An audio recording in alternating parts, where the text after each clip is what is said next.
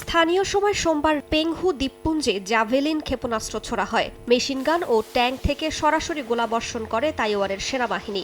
এদিন জল ও স্থলপথে শত্রুর হামলা মোকাবিলায় এই অনুশীলন চালায় তারা।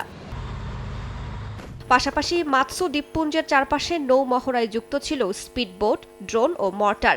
দক্ষিণ চীন সাগরে চীনের গ্রে জোন কৌশলের পাল্টা মহড়ায় সৈন্যরা স্পিডবোট ও উপকূল থেকে গুলি চালায়। পরে সন্ত্রাস বিরোধী ও নগর প্রতিরক্ষা অভিযানের অংশ হিসেবে তাইপে শহরের একটি গুরুত্বপূর্ণ সেতু দখল ও প্রতিরক্ষার মহড়ায় অংশ নেয় সেনারা।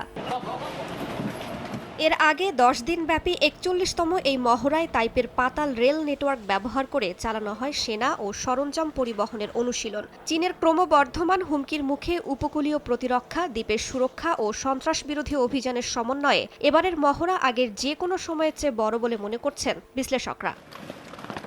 রাইসা জান্নাত, সময় সংবাদ।